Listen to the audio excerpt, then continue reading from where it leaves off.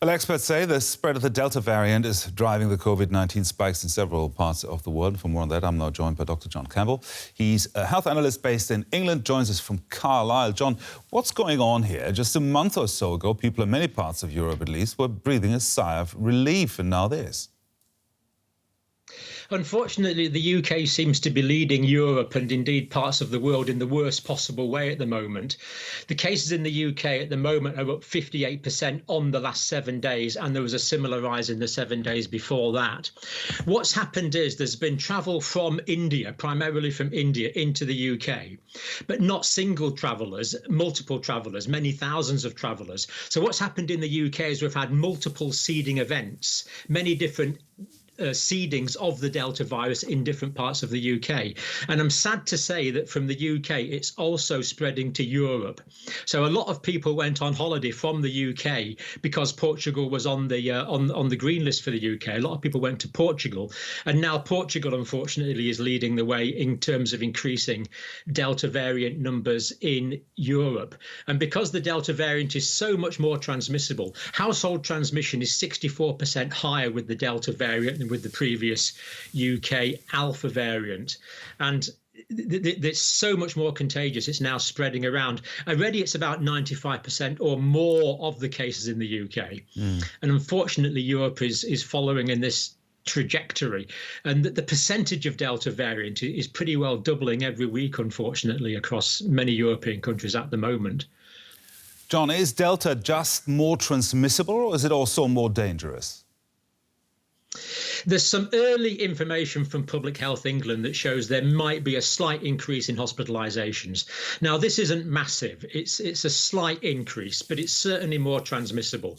What seems to be happening is when people are infected, they can be infected with a lower number of viral particles, but then they develop a much higher viral load. So the higher viral load that someone has means they're coughing and breathing out more particles, but could also mean that they're somewhat more at risk of becoming severely ill. But it doesn't seem to be a massive effect, but it is a risk to bear in mind. You're quite right.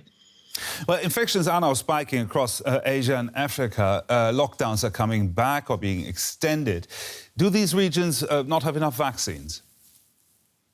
Absolutely not. I mean, the vaccination rates in the United States, the United Kingdom and Europe are good, and Canada's not too bad, and Australia's coming on. The rest of the world basically is short of vaccines. Now, China's doing well. China's vaccinating at very high rates.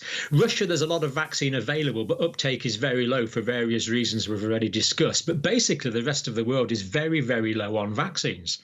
Very low vaccination rates. Even in India, it's only something like 12 vaccines given per 100 people in India. And other Asian countries are particularly problematic at the moment. So, for example, the Delta variant is now spreading from India into Bangladesh, which, of course, is imposing a week's lockdown at terrible cost to the local people who won't be able to, some won't be able to afford to eat, but yet they're doing that. So this Delta variant is spreading in the light of low vaccination numbers.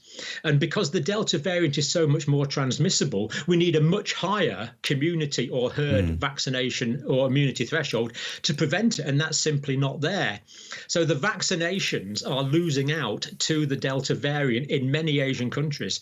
So Pakistan, Bangladesh, Thailand, Myanmar, Malaysia, Cambodia, Thailand, all these countries unfortunately are going to be getting massively increasing cases over the next few weeks. And we know that even in some parts of Thailand, the health facilities are already badly stretched. John, let me interrupt you there just very briefly. Dare I say it, but it looks like this pandemic is really gathering steam all over it. Well, in the countries which aren't vaccinated, I think that is true. Europe, the vaccinations have accelerated really, really quite well. It's not quite what it is in the UK, in mainland Europe at the moment, but it's increasing. And that combined with the summer means I'm hopeful we won't get these surges in sickness and hospitalisations.